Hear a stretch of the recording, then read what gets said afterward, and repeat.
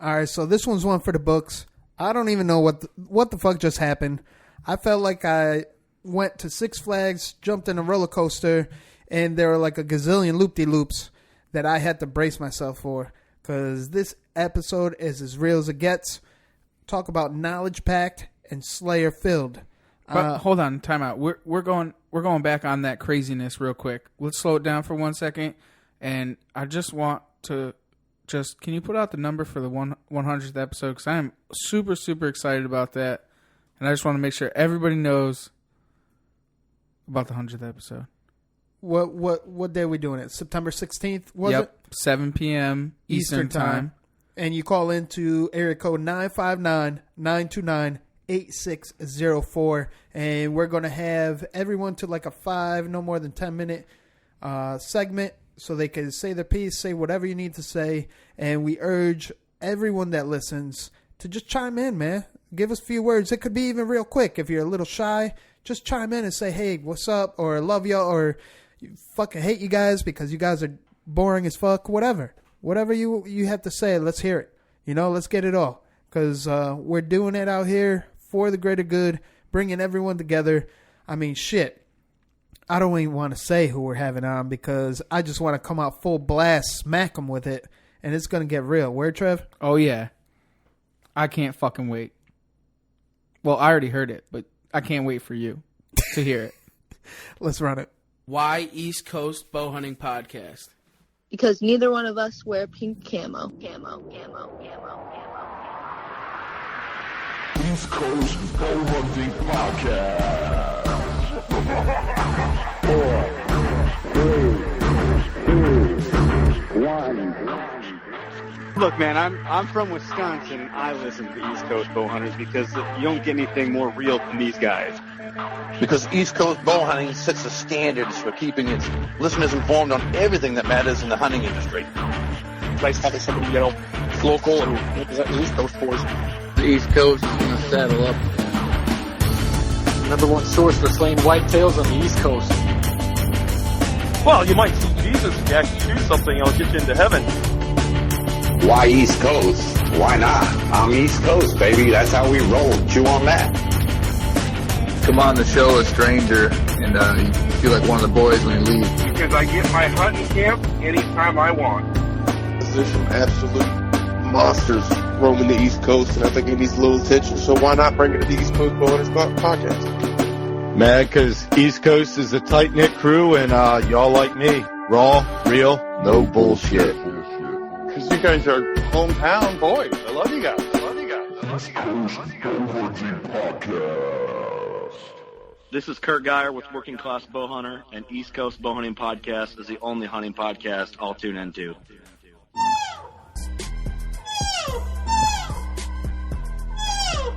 Welcome back to East Coast Bowhunting Podcast. This is where we keep it real on the East Coast. Hashtag Beast Coast. And we're back to season prep. We go over some topics on killing, illing, and then chilling after the harvest. So if you came in today to Slayer Studio, welcome, because we're about to enlighten you. We're here in Slayer Studio in Coventry, Connecticut, hiding in the mountains of God's heaven. And we're here, as always, with East Coast Trev. Say what's up, man. What up? And your boy D-Rock. So what we're about to do is change it up tonight. We don't have Porn Star with us, and it's going to be one for the books. So boo-hoo on you, Ryan. Ooh. He's not going to listen. You're right. So let's keep it moving. It's going to be a dope-ass episode with a Slayer from down south. He's actually over here in the East Coast, and he's already got a couple critters down already. I'm hoping. I know one for sure, but let's see what the next episode has got in story for you. So today's episode is brought to you by Shabeen Brewing, the Hunter's Beer. Shabeen.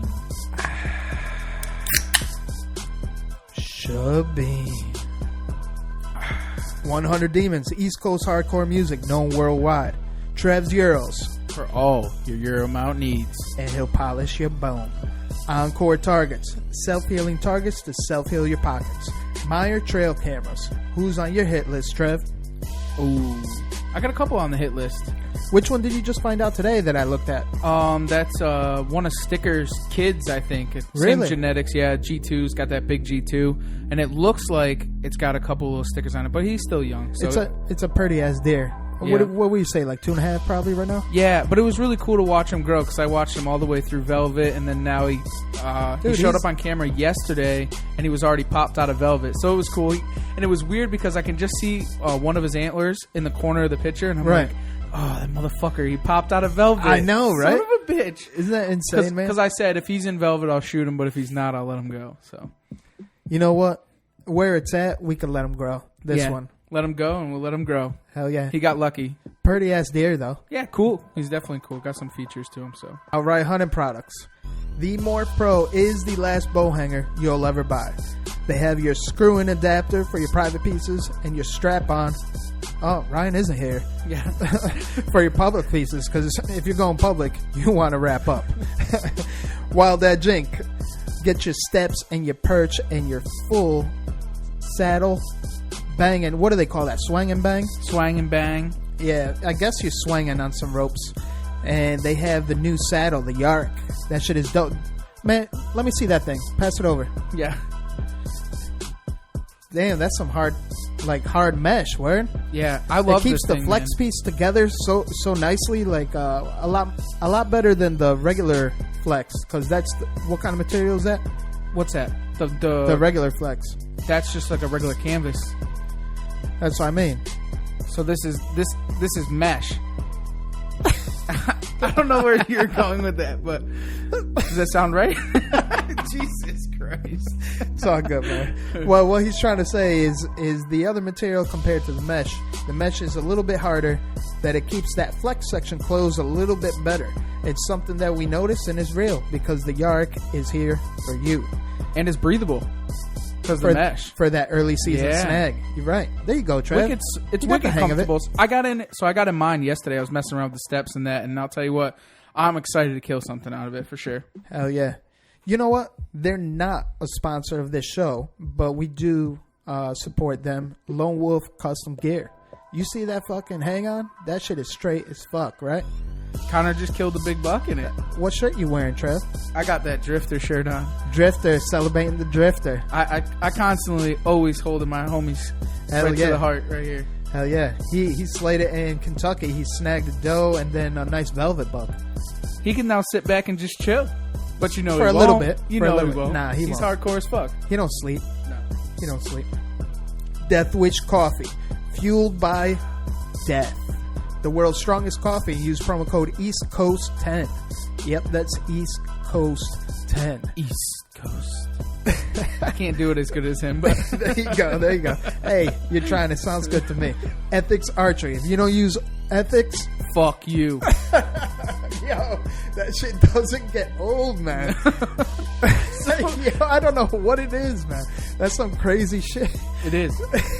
Promo code East Coast 10 and save yourself shit. The more you order, do the math. 10% off 100. You're saving $10. Yep. I hope that's correct. Don't call It me. is. No. I'm just joking. Tree Thrasher. Imitate the wild. How you imitating the wild, Trev? That full circle, man. I love this thing. What is that? Oh. Shh. Oh, it's a squirrel. It's a booner squirrel. Put it down. It's a booner squirrel, that one. You need to practice a little more, son. Tree Thrasher. Use promo code East Coast 15. That's right, 15% off of this pretty cool call. Yeah, I mean, you get to paint the picture. The stick break. Oh yeah, snapping branches and shit. Hell yeah! I can't wait. To I use know. that thing I'm this year. pumped, man. Actually, it's going to do what it's supposed to do, man. I'm excited. Yo, straight out, I'm just pumped to get in the woods and fucking kill something, man. You know what I mean? Yeah. I'm just pumped. I'm sorry. You know, when you did that Tree Thrasher, first thing I thought just put like muscle memory to the brain. I was just thinking fucking booner squirrel straight off the rip. Not that that's what that noise creates, but every time you think it's this fucking booner coming down the woods when you can't see it, ends up being a motherfucker. Yeah, and then I thought it was a fucking squirrel, and it was actually a booner. Yeah. Oh yeah. At Deer Camp. So don't ever think that it's What were only you doing? a squirrel. How come you missed that booner? I was watching the hikers walk by.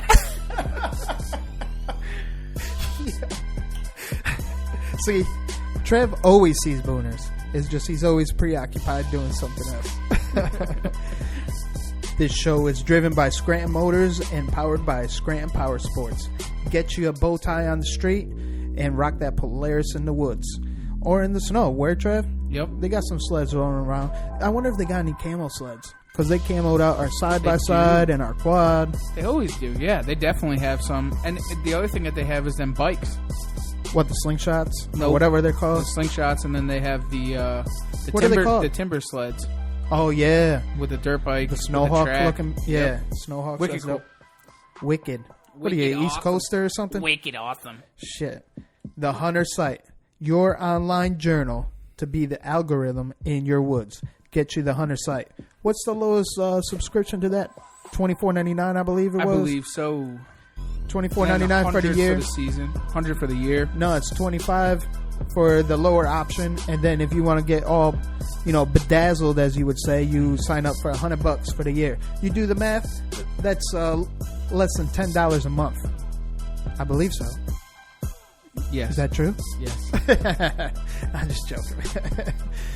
And then we're sponsored by Nor'easter Game Calls. Get them in close. Get your ECB Evo Series grunt call right now. He just restocked. They recently sold out, but he turned them out wee hours of the night. And that shit, not only does it sound dope as fuck, it'll actually do the job. So there's nothing better than having, you want to rock a chain like me? Rock your lanyard and this Nor'easter Game Call, because that's a nice piece. That piece is blinging. That's what I'm saying. Trev's going all up and down, all different deer. It's only one call, just for you. Gator Outdoors, outfitting the working class. Not only do they just provide the one-stop shop online dealer, I mean, the service alone. You order one thing, and before you know it, you'll forget about it for a hot sec, and you come home to nice little goodies. It's like Christmas after work. Where, Trev? Oh, I love when that happens. What did you recently order? I got all kinds of shit, but I got my camo, True Timber camo on the way. I just ordered that, but it's en route. XOP stands. What True Timber you order? All kinds of the shit. Viper shit? No, it was the other stuff. The Cerita? I don't know. I have no fucking idea. It just looks good. I got it just looks good. I got a ton of it. All right, cool. As long as I got it all. That's awesome. And this show is presented by Working Class Bowhunter, the OGs of hunting podcasts, the people out west that keep it real and then bring you back to what you know what to do. This is WCB. Promo code WCB15 is for your HHA discount, and WCB25, I stand corrected, is $25 off of your admission for NWTC. So get your Tacticam and your care package. So this way you can enter for the big buck contest. You can get $50,000, I think it is, for the grand prize, and along with multiple other chances entered for different prizes. Where, Trev? Yeah, the only reason I didn't sign up is because Connecticut's not part of it. Well, I mean, that's actually, I'm glad you bring that up, Trev. Thank you for bringing that up. Hold on, let me take a little sip of my Shabin. That's actually perfect that you bring that up. The reason why is because if you live in Connecticut, you file as Sector 1.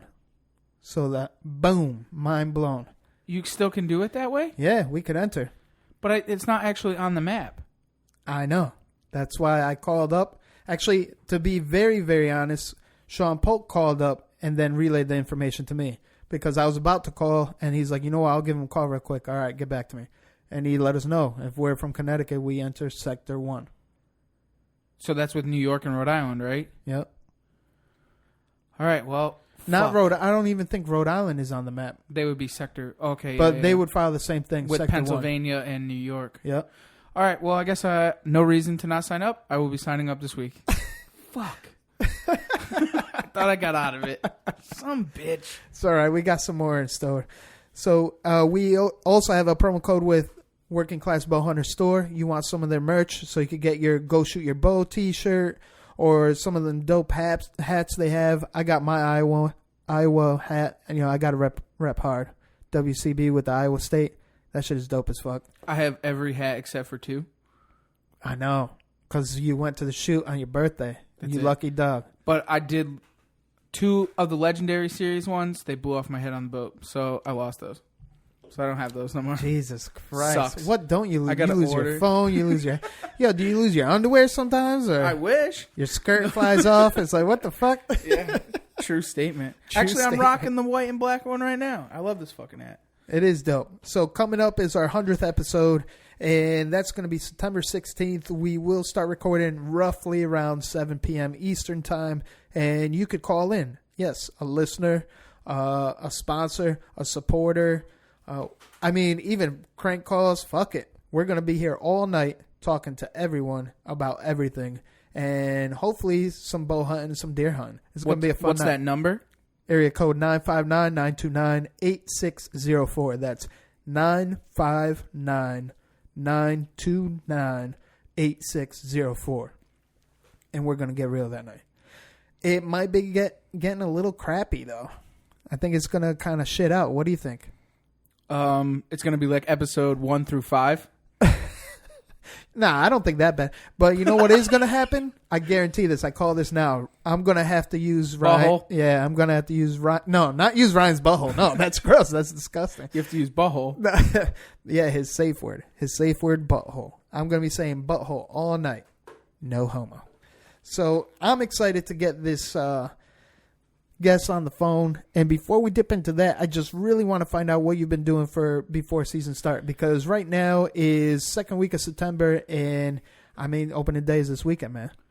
Yeah, I'm actually not going to be able to hunt. This will be my probably second ever missed opening day of bow season since I was probably 12 years old.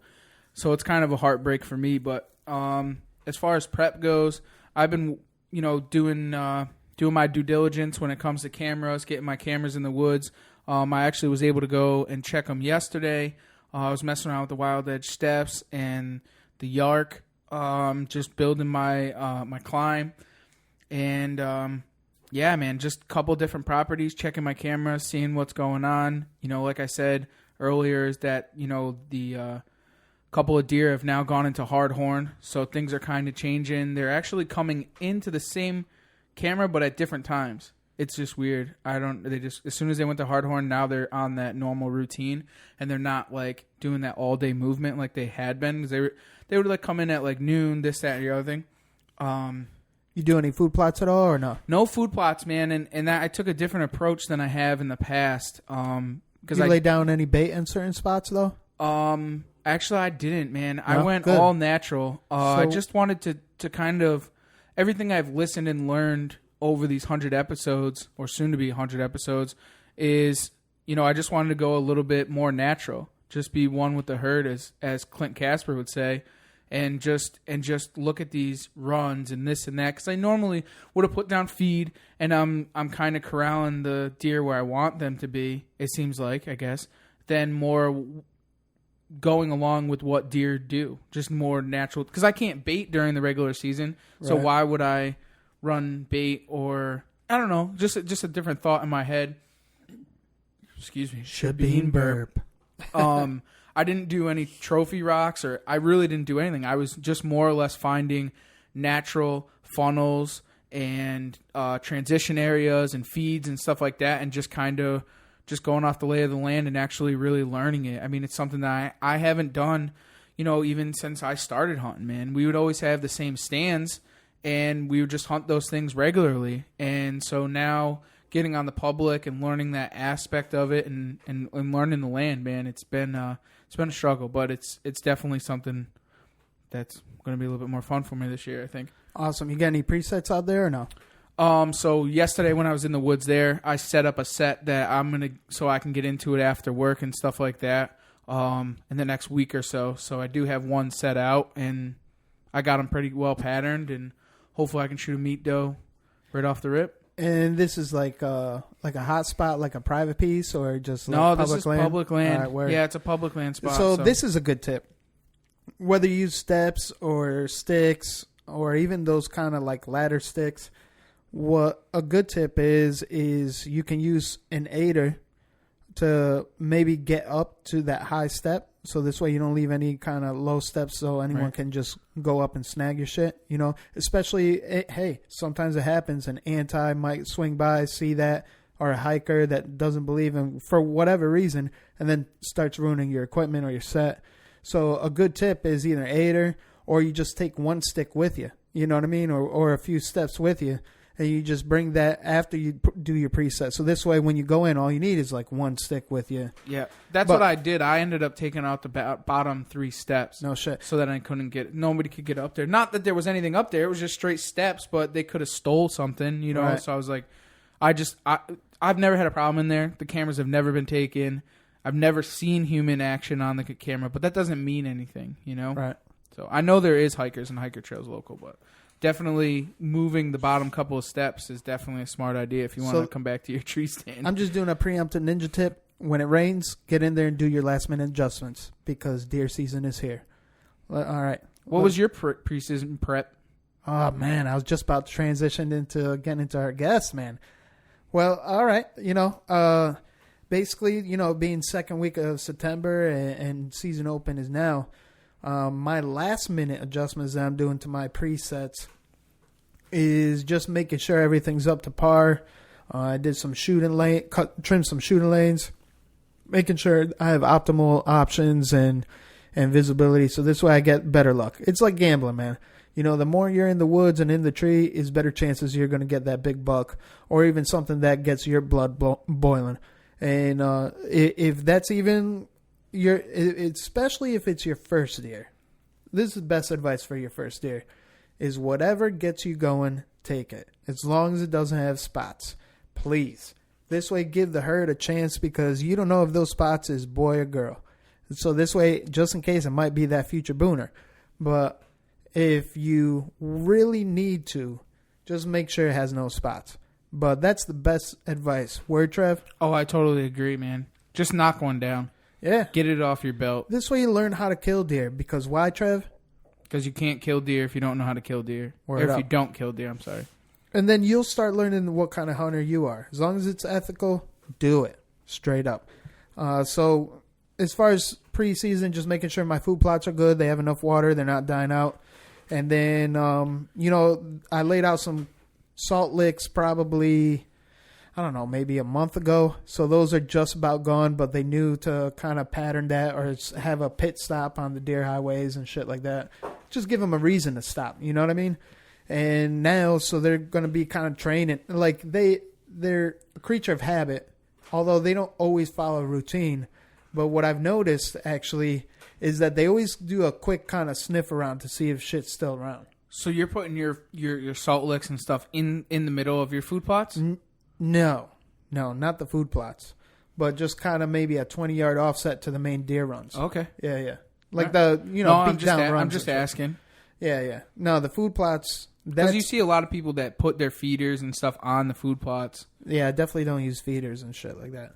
But definitely the food plots. And then, I mean, I have 10 little food plots, and it's all just sporadic on highway traffic. Right. So that's what I've been doing for preseason prep, and I really want to get this dude on the phone. So I want to really talk to this Slayer and pick his brain. So let's do it. Let's do it.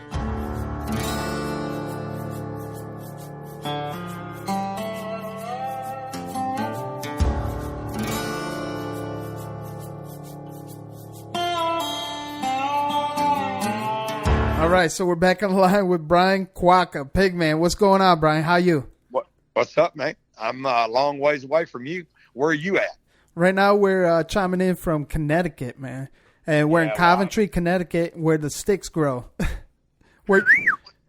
I'm in San Mateo, Florida, with God's Country Outfitters, and we slaughtering some alligators and tempting on some pigs, dog hunting in the morning, alligator in on the river tomorrow night, and killing more pigs, and then I'm back to Texas, man, getting ready for bow season. Nice. That's what we like to hear, man. So let's fire off right off the rip. Tell us who you are, come on, where you from, and where we can find you. I am Pigman Brian Quaca. I am the best outdoor television show that's ever been on TV on Sportsman Channel. And you can check me out at pigmantv.com. And everybody knows all you got to do is type in Pigman, and you can find me. That's it. It's that simple. Nice. That's what we like to hear, man. Thank you for giving us your time, and let's fire it off, man. What was your first weapon of choice, man? For down here or in general? In general, when you were a young lad. Man, I started out on a deer lease in Central Texas with a family, shooting a lever action 30-30 at about 8 years old. And by 10, I was up to a semi-auto 30-06. And by 13, I was bow hunting. And one of my first bows was an American bow. And the guy sold it to me and told me that it was 60-pound bow and it was 75 pounds. So when I was that young, I'm like, man, bow hunting shouldn't be this hard. I could only shoot about 5 or 6 arrows a day. Then I went to a tournament and at a big archery shop, and the guy's like, damn, boy, how many pounds are you shooting? And I told him, and he said, no, that bow's not 60 pounds. And I was shooting a big 23-17 aluminum with 4 fletch arrows or feathers and with no sight. And they got me rigged up with a sight, and I just kind of learned how to work on stuff myself after that. And I guess all in all, I'm a bow hunter at heart, but also a lot of people don't know this. I'm a custom rifle builder, and I have been for over 20 years. So I'm a machinist by trade, and that's how come I jive with barrel twist rates and ballistic coefficients and dynamics of a arrow and a broadhead and kinetic energy formulas and just geometry of a compound bow in general. That is dope as fuck, man. That's really nice to hear because, I mean, your shit straight up. So let me ask you a question. You guys are archery guys, right? Yes, sir. Yes, sir. Right off the top of your head. So I'm just going to ask you both, how old are y'all? I'm 38 and Trev is 29. Okay, and I'm 47. So my question is to you. Do either one of y'all know the kinetic energy formula? No. For an arrow? Nope. No, sir. Well, I'm about to educate you. You need to write this down. I got my pen ready. It is feet per second times feet per second times arrow weight in grains divided by 450,240. Repeat that last part. So it's feet per second times arrow mass weight in grains divided by 450,240. Okay. That's how you figure kinetic energy. And the reason I say that is I remember back in the day, I used to build a lot of bows for the PSE Guerrilla Squad. Then after I'd done that, I got added to the PSE Guerrilla Squad, which was the guys that could shoot a 100-pound bow. And I shot a lot of stuff with a 100-pound bow. And what my point is, used to be you had to shoot 100 pounds to get 100 foot-pounds of kinetic energy. Now I can shoot 70 pounds at my draw length and get in the high 90s of kinetic energy. The bows are so much more efficient these days. The arrows are stiffer and better. And it's just so important that you're able to figure kinetic energy on your setup. I was talking to one of the guys today that's actually a Monster Energy rep, and he shoots a Matthews, and I sent him over some Max Red SDs, and they're 4-fletch, and he said, why do you shoot 4-fletch? Why are these 4-fletch? And a 4-fletch arrow is more forgiving. I don't give a shit what nobody says. You can Ulmer, blah, blah, blah. He shoots targets. I kill animals. That's what I do. And here's a fact. I killed more Pope, and people ask me this all the time because I'm a TV guy. People say, how many animals, have you killed with a bow? Or how many whitetail deer have you killed with a bow? I killed more Pope and young whitetails with a bow before I was 30 than Miles Keller killed in his career. Damn. Whoa. So, but it's because of where I'm from. I'm from Texas, and we go to Mexico, and the tags and places I may shoot $7-8 at one place. So, and I run a hog hunting operation. And before television, I videoed a lot of my clients shooting hogs with a bow, and I learned real fast what worked on pigs. And I'll still tell you today, there's nothing in North America tougher than a pig.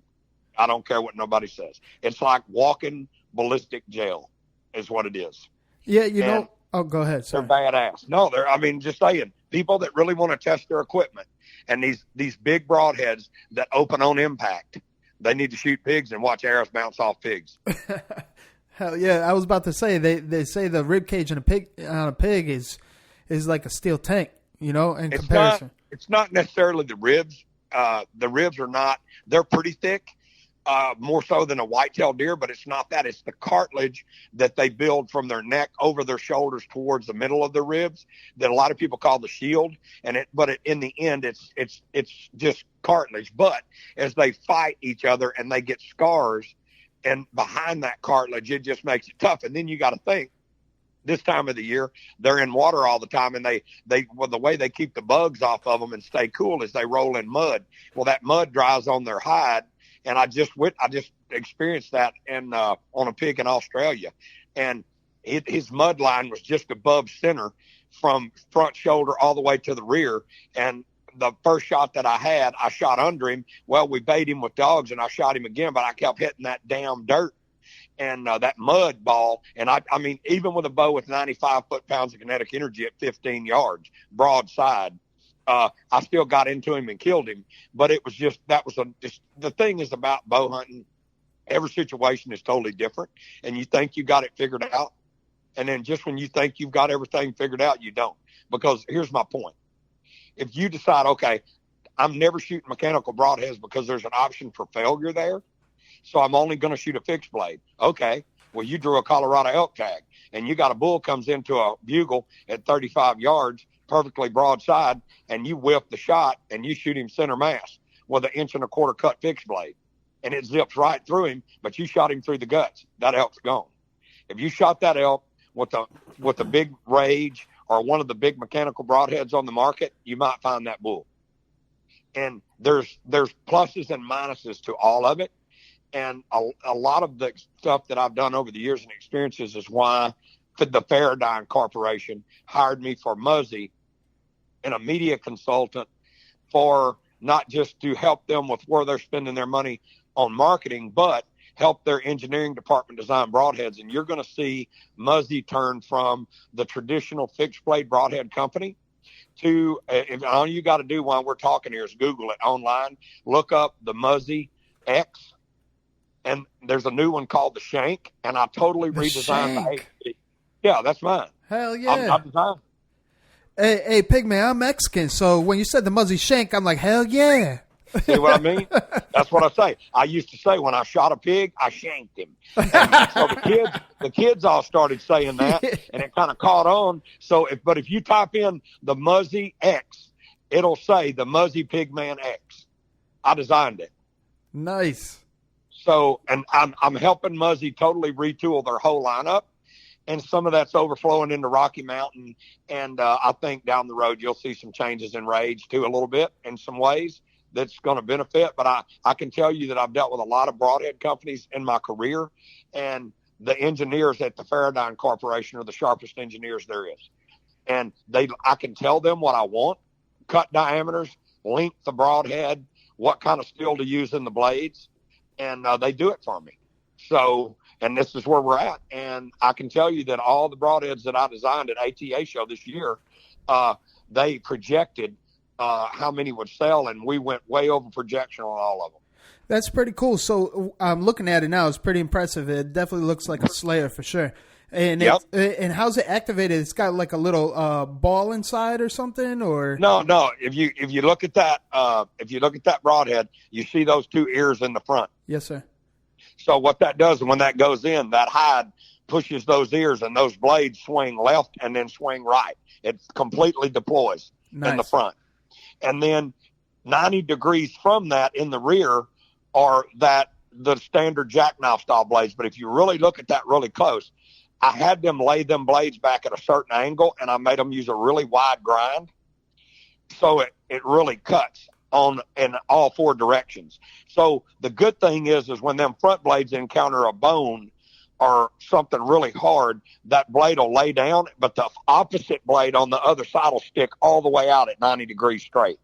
So you're cutting something every direction, no matter what happens. And what's the width on that at full extension? I think that's something like an 1.75 inches, something like that, on the full. But it changes because it could be 1.5 inches, but it could be even bigger than that because of the way, depending on what kind of flesh and hide you're shooting into. Right. That makes sense. You know what I mean? Yes, sir. That's what a lot of it's got to do with. Damn. So, but it's a pretty versatile head, and I've used it already, and it kills shit, brother. Yeah. Hell yeah, man. Hell It's saying 2 5/8 cutting diameter. 2 well, 5/8 what is they're it? saying, but that's probably, I'm guessing, that's probably total. And then what you're going to have is like 1 5/8 on the fronts. Yep. And then 1 inch in the back. So if you add all that up, there's your 2 5/8. Okay. Yep. All that right. makes perfect sense. That paints a real good picture, Yep. actually.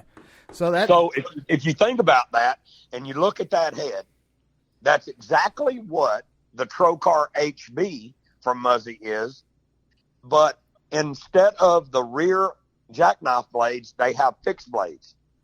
Oh, but what I've done with it is I've made the ears in the front wider, because what we was finding is these fast bows, there wasn't enough metal catching hide, especially on thin skin stuff, to really open all the way up. So what we did is we extended those ears, and I've been testing them now for almost 2 years. And now that is the production model, is the change that I made to the blades. That's dope. That's real nice.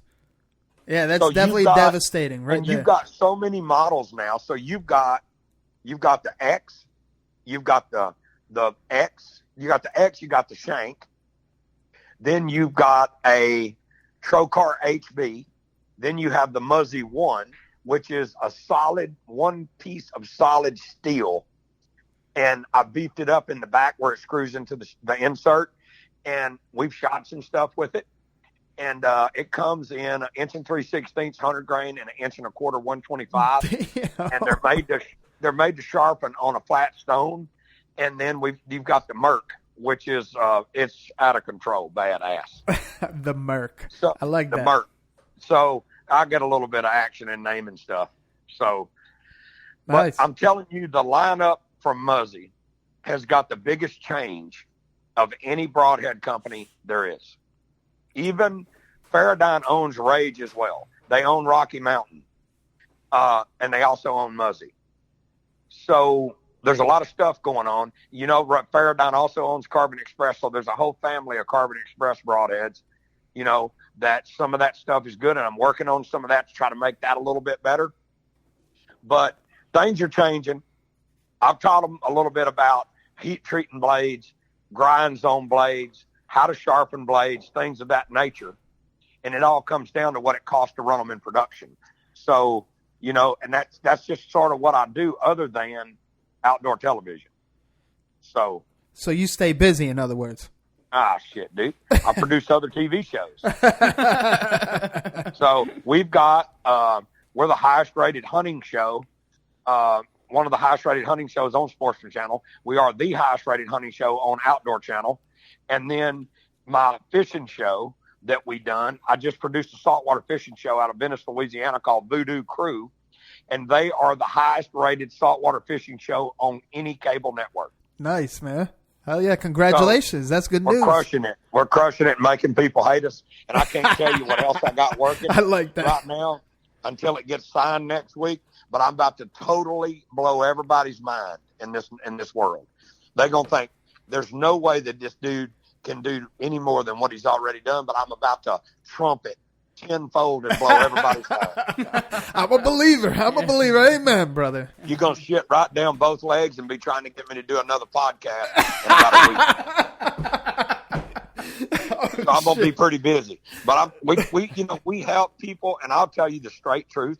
A lot of the people that you guys have grew up watching and are fans of TV shows, we get calls from them regularly, trying to get us to take their show over and help them change their production.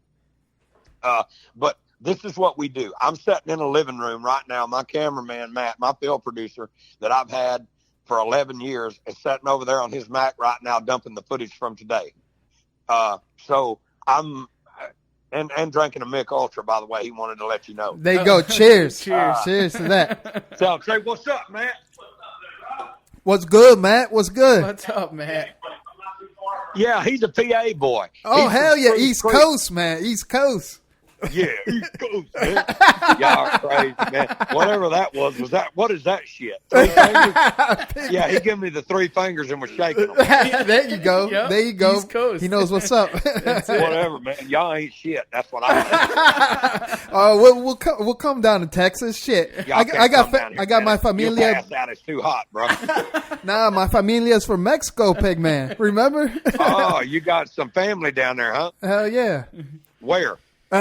We sneak through the tunnels through Nuevo León, Monterrey, Mexico. I know exactly where you are, man. We've been to Monterrey millions of times, dude. Nice. I got friends down there, and then we got a bunch of guys that we have a bunch of ranches that we hunt where we cross at Falcon, and then we have a bunch of ranches that we hunt where we cross at Leon, and the Columbia Bridge. So we've got, all up and down Smuggler Highway too. We've got a bunch of ranches, probably totals almost 100,000 acres that we hunt down there. You didn't see me waving through Smuggler Alley there? No, when a Mexican waves at me, man, I lay down in the floorboard. Hey, cartel, man, I ain't trying to go down like no chump. Yo, yeah. But I got one of my boys he just leased a 20,000 acre ranch down there, and it's one of the only ranches, and it's really close to Columbia. It's the Columbia Bridge. It's one of the only ranches that has nilgai. And if you guys know anything, you probably don't even know what the hell I'm talking about. No, I'm following. Yep, I copy. following. It's the nilgai was supposedly brought into the King Ranch to feed the workers because beef was too expensive. That's a lie. A family of like Klellberg actually is their name. A traveling circus came through and had one, and they got it, and the circus came through the next year, and then they got another one or two, and they started breeding, and that's where they started. Nobody brought them in to feed nobody. That's all a bunch of bullshit. Damn, that's some knowledge right there. I got the real scoop on them, and so far south, like once you get past Raymondville, going toward Padre, there's a line, and if you shoot them south of that line, then they have to be checked for ticks and, be dipped. Just like your deer that you bring back across out of Mexico, they either have to be frozen solid or they have to be dipped by a taxidermist or something like that, and you have to have paperwork. So there's a lot of shit that I know that y'all don't know. So That's you called crazy. the right person. Yeah, definitely true on that, man. That's crazy. So This is my life, dude. Hell there yeah. was a kid at Bear Archery that was the marketing director. They run Escalade Sports, and that kid said 7-8 years ago, Brian is the modern day Fred Bear. It's that simple. That I think that's way beyond what I am. I'm just a dude that's kind of floating in the middle. And the reason I survived is because nobody that don't have an engineering degree is smarter than me on this shit. And the guys that are engineers call me and they say, theoretically, this has worked in other products like this. And I said, that's not going to work. Right. I mean, what are you, because I've seen so much, dude, I physically have videoed arrows bouncing off of pigs. Hell yeah. I'm not going to name the broadheads, and they're competitors to my sponsors, but I'm not going to name the broadheads. But I can tell you that it's nothing in the Paradigm Company. It's shit that was invented by one person, and then they made tons of money off of it by selling it to a broadhead manufacturer and me begging them. That's a pile of shit. Don't buy that. And I physically video arrows bouncing right off of pigs, not even going through the shield. So, I mean, talking about that, I'm very curious. Can you run down through your rig? Because I know you shoot high poundage, just to kind of give the high end lowdown. I used to. That's what I was saying about. Well, yeah, you're down to 70, right? Because the bows are more efficient now, so you don't have to do that. And I'm going to tell you straight, I can shoot anything I want, and I can tell you beyond the shadow of a doubt, I shoot Obsession. Nice. And I'm going to tell you who told me about Obsession. T-Bone. He knew the guy that started Obsession, and he said, if you ever shoot one of them bows, you're going to see what I'm talking about. They're really good bows. And T-Bone's a Hoyt guy. And he's not saying that he would shoot an Obsession. He just said, you need to look into them because they're your kind of people. And I did. And I can tell you right now, the Obsession Lawless is the fastest bow on the planet. And it's actually shootable. Any of the bows that get close to the IBO of this bow, you can't even shoot it because it's got so much shit at the back. If you try to ease off of it a little bit and let the arrow down, it'll pull your shoulder out of socket. Damn. It's just, that's the way it is. But I've got one of everything, dude, but I shoot a Lawless. I shoot an FX6, I shoot an FX7, I have an FXL, and we're working on some new stuff. One of my guys that I've known for over 20 years that helped me get started in this industry, Mark Winberg, he was at Trophy Ridge for a long time and Bear, and now he is like one of the product line managers for Arcus, which owns Obsession, Trophy Taker, Dead Downwind, Tinks. The list goes on and on, Ramcat and a few others. But Mark knows how to make product. And if you're going to stay alive in this industry, you have to learn how to make product overseas. And because you have to be competitive. It's just that simple. And Mark knows his shit, and we're working on a new cam design. Kevin Struther was the original engineer for Obsession. He made a lot of bows, the Struther bow. He come from Bowtech. He's one of the smarter engineers in the bow world. There's a couple more I know that's that good, but Obsession decided they was paying him too much money and kind of threw it on me and Mark to figure out what we needed to do. And so Obsession to date is a binary cam system. And so what's going to happen is the new bows coming out will come with a split yoke at the top. So you can pull them cams in time, pull the lean out of the cams and pull the cams in time a lot easier that way. And which means you guys probably don't know what the hell I'm talking about, but you know what I'm saying when I'm talking about the timing of two cams. Yes, yeah, actually, putting them in time. So a lot of people don't know this, but if you set your bow up like you want it, and you say, okay, I got her, she's shooting good, and then you take a tape measure and you measure from the center of your D loop to the center of your bottom axle, and you measure from the center of your D loop to the center of the top axle, that's two totally different measurements. So what that means is you're taking up more string, either low or high, than you are one way or the other. Most of the time, it's the top cam advancing before the bottom cam, and just depending on the bow manufacturer. But I use a 2x12 with a boat winch, and it's got a 2 5/16 ball through the board. I put that on the handle of the bow. I hook a cold shot steel link into the D loop that's exactly the same size as my release head, and I'll pull it to full draw, and that's how I time. Now, Obsession, one thing they do, they have draw boards, and they will install a rest, and they actually paper tune the bow. So if you're going to order an Obsession bow, and you're not just going to walk into a dealer and buy one, then you can call them. You can go through a dealer and say, okay, I want to order this bow, and here's one of my arrows. I want them to paper tune it with this arrow. And you can ship them your arrow, and they will paper tune that thing with draw boards. And it is, I'm going to tell you what is most impressive about it. I travel with the same bow international twice in the back of a truck through the outback of Australia in a vehicle for 9 hours. The whole bow case covered in red dirt. The shit beat out of it. After I've flown on the longest nonstop flight in the world from Dallas to Sydney, then another flight for 3.5 hours. I take this bow and do all this stuff and shoot all these animals and come back home and wipe all the dust off of it and put the same arrow on it and pull butcher paper down, and it shoots a bullet hole. That's sick. That's insane. They don't move. And I can tell you that other manufacturers' bows do. I'm not going to name who they are because that's chicken shit to do that. Everybody's trying to make a living. There's reasons that I don't shoot other people's bows. Right. Because I'm never going to endorse something that I don't believe in. Right on this. Yeah, for sure, man. Simple. That's awesome, man. So, I mean, when you were in Australia, what'd you end up hunting over there? We shot pigs. I shot a dingo out of the helicopter. We shot some pigs out of the helicopter with a rifle, but I bow killed some hogs and then the scrub bull, which is wild cattle. Nice. Yep. Yeah, I remember that That's picture about all actually. that's there. You know, you can go to different places in Australia and shoot the buffalo. And you know, I got to be honest with you, man.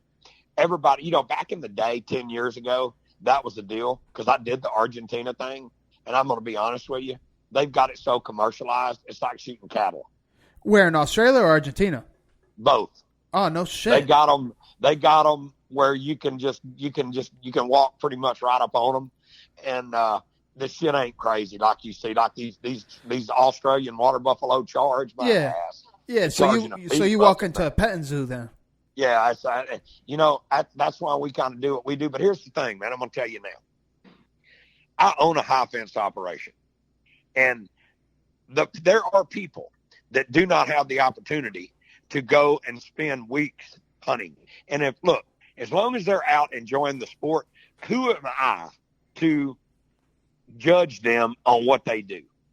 If it's what they want to do, man, there ain't nothing I can do about that. But I'm all about fair chase, free range, you know, that sort of thing. But at the same time, don't stereotype people that's at least trying to get out in the outdoors and give it a whirl. You know what I mean? Hell yeah. Absolutely. So you got to do what you got to do, man. Hell yeah, that's solid advice too, man. And that's just so everyone knows out there. That's what kills me sometimes is, you know, with the whole social media gig. I mean, like you said earlier, you know, you're about to do some shit that you're going to grow some haters because... Bad. You have no idea. Oh. I will tell you this. When this announcement comes out, I will be the biggest target in the outdoor industry. I promise you. Yo, we look forward to it, man. It's going to be, you know what? Definitely look forward to it because that's one of the biggest things that we preach is unity and the greater good. And what that means exactly is just we're all on the same side. So let everyone grow. You know what I mean? It's all for the better reason and let people grow on their own. You know? Yep, that's right. It's crazy, man. That's crazy. So, I mean, you really painted the picture correct. And I just need to know, man, what was the one time that you were out, wherever it was, whatever type of hunt, or even fishing, like you had a fuck you moment, like, fuck me. What the fuck's going on? You know? There's got to be something that just kind of... I don't really know, man. I mean, I've been through some bullshit. Me and Matt, my cameraman, we've almost fucking died. I mean, first of all, everybody said, "Oh, you can't do an outdoor TV show about pig hunting. That won't work." Well, how's that fucking working for you? If you look at the numbers, if you look at the numbers, I'm a cumulative higher than anybody on any outdoor show. We crush them. Hell yeah, killing it. So there's got to be something that just kind of caught you off guard, though. You know what I mean? We did a powered parachute aerial hog hunt, and I thought I was going to fucking die. So this thing fires up, and the parachute blows up, and you're floating around, and I'm shooting at pigs, and the guy's like, "Hey, man, my fuel gauge ain't working." I said, "Well, land it." I mean, shit, man. We're not taking no chances. We landed. He drained the tank, and we had about an inch of fuel in a 20-ounce Coke bottle. Oh, no. Yeah, this bitch was about to go down. I can just tell you. But, I mean, pigs charging and shit trying to kill us. I mean, me and Matt's been through some shit, man. From New Zealand to Argentina to Australia to Africa we've been just about everywhere, dude. And we've killed just about everything. I mean, other than the big five, there's not just a shit ton of species in Africa that I haven't killed with a bow.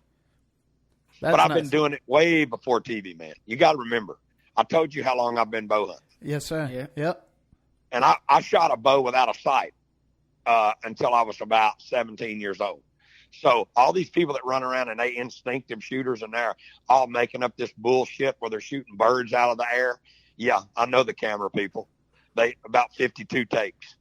So I'm real. I tell it like it is. If I miss some shit, I'm honest. Hell yeah. I don't lie to people. I'm not the best bow shot in the world. You know, I had a really bad wreck several years ago, and I lost vision in my right eye, and I'm right-handed. So figure that shit out. So now I shoot a right-handed bow with my left eye.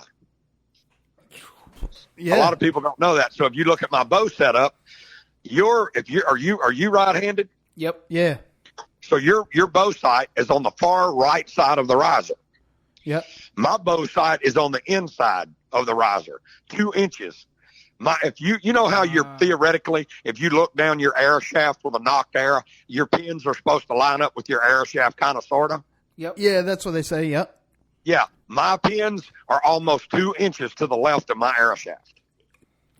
So that's information right there, because when you look at pictures with you having full draw, both your eyes are open, but for a reason.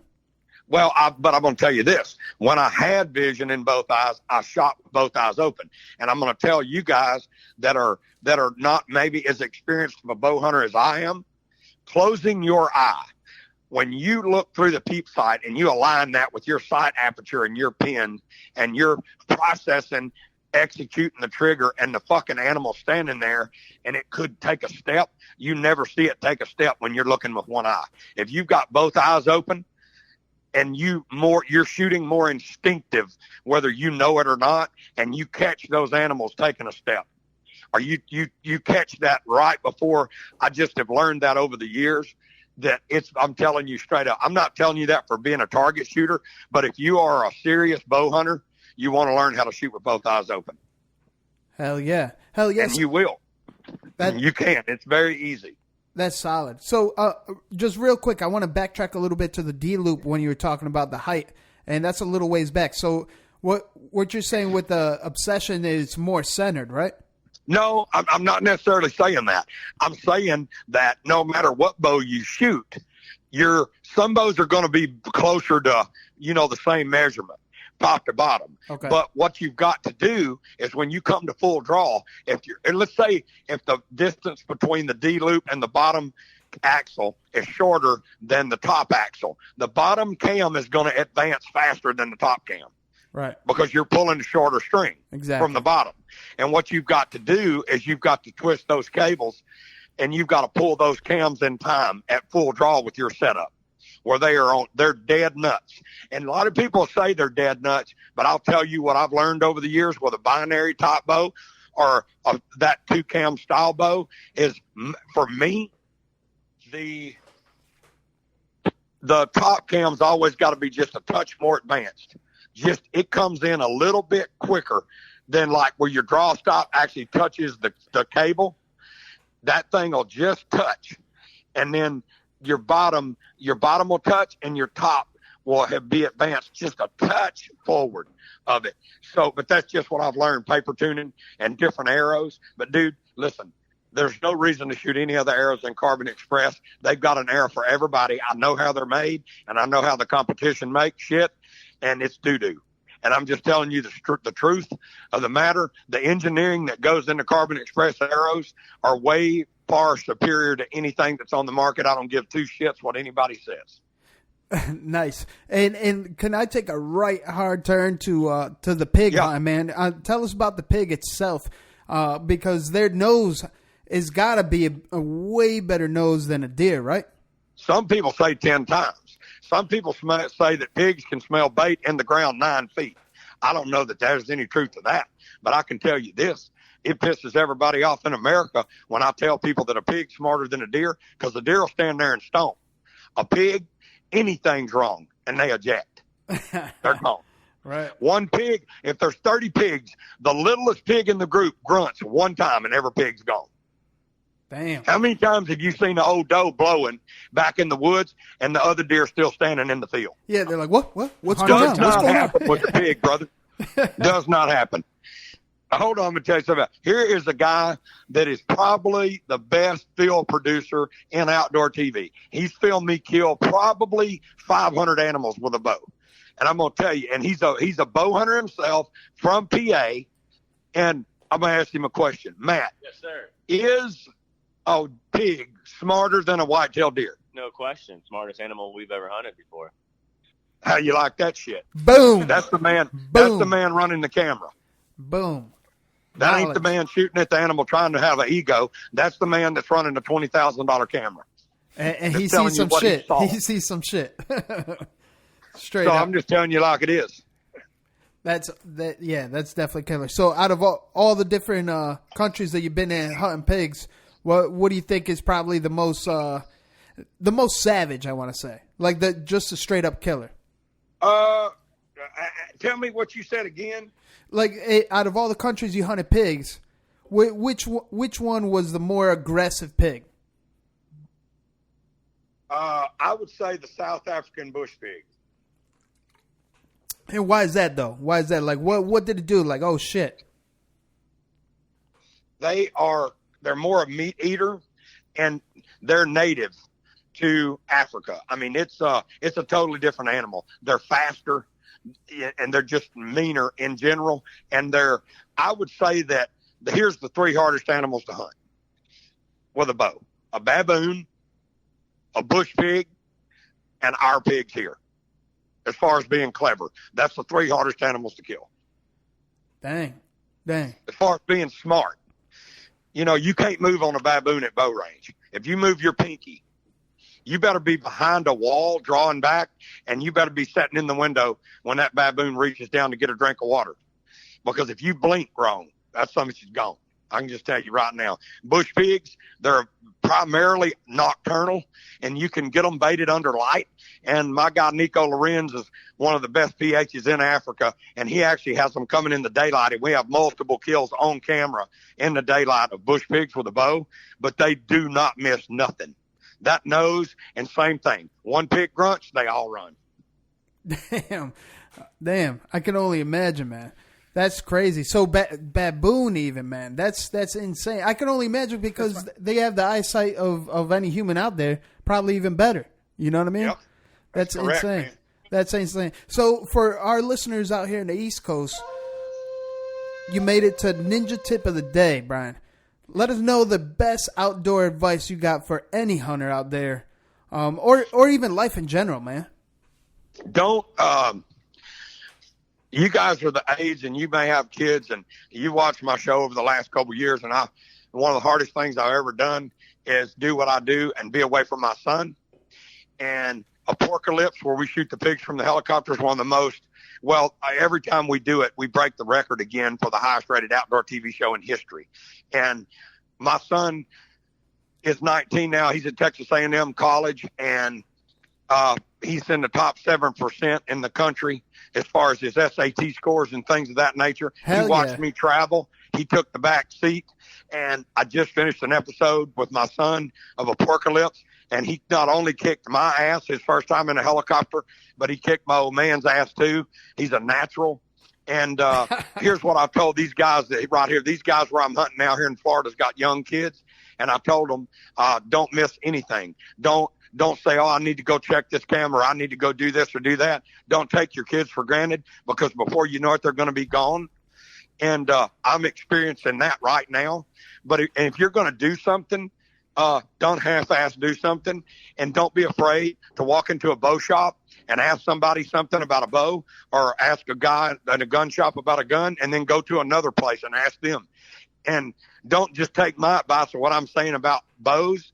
Go shoot your own bows.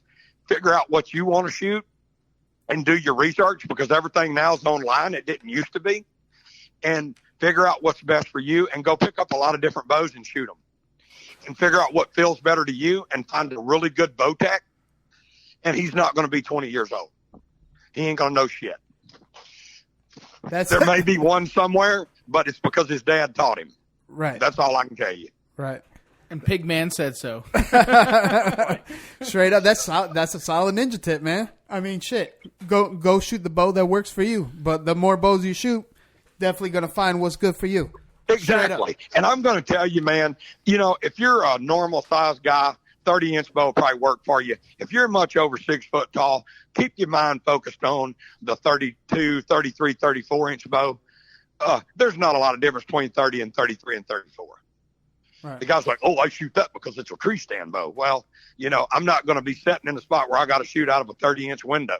I'm going to have a spot where I've got some room. And I tell you, man, I tout my people from Bass Pro and Cabela's because I've helped them design clothes that people can afford. So a guy don't have to go out and spend $650 on one suit. You can go to Bass Pro and pick some different True Timber patterns and some cool clothes and some cool boots and stuff like that, and you're not breaking the bank. That's what I'm all about. Hell yeah, we're rocking the True Timber this year, as a matter of fact. So I promise you, dude. There's a brand new pattern coming out called it's like the Strata pattern, but it's called Prairie, and it's more of a brown like the Strata pattern. It's badass, and that's what I wore in Australia. That's what I got with Strata, actually. Yeah. That's dope. Strata is, I tell you, Strata is probably the best pattern on the market right now, I think. Damn. Hell yeah. So we're good in the woods, Trev. Yep. I just got it. Well, let's wrap it up, and we'll catch back up. I've got Oklahoma bear coming up, pigs and deer, all in 1 week. Then I moved to Oklahoma elk, and then I'm off for a little bit. Let me finish those. I've got some and then I go to Ohio in October. So let's go through some archery stuff and let me get some kills going, and then we'll circle the wagons again, and we'll do some more podcasts. What do you think? Amen to that, brother. Can I ask you one last question before you leave us? Yep. What rattles your antlers, Pigman? What rattles your antlers? What gets under your skin in the outdoors or outdoors industry or even life? What bothers Democrats. you? Liberals. See, he is the fucking man. He agrees with me. I mean, you can't fix stupid, man. That's all I can say. I get on these rants and they go at me, so I'm glad that Pigman. I'm trying not to.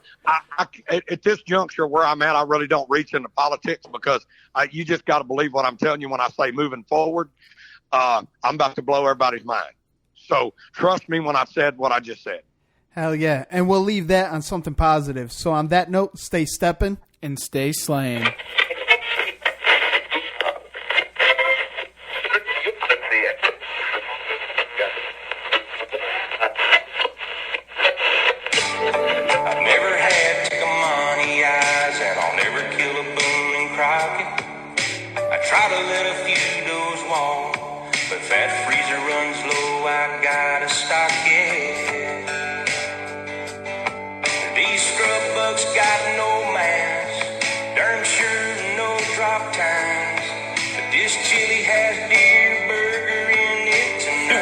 Podcast go straight to hell. Yeah, speaking of hell, check out East Coast Bowhunting Podcast. We keep it real on the East Coast. First of all, I'm addicted to the show. I like that. That's cool. Whole boar hunt. You live it, you breathe it. It's a whole different world. Just East Coast has a little bit more of an edge and a grind. It's a fantastic thing. You guys are fucking awesome. Well, number one is you guys like beer. I want to feel like I'm hanging with the boys. You're the guys that showed up. But I actually saw Jesus. The point where it is now where it's insane. Let's get the fuck out of here. Just want to get the realest people possible in the industry. You guys got business to go off. We're not doing it right. Nothing forced. All fucking natural.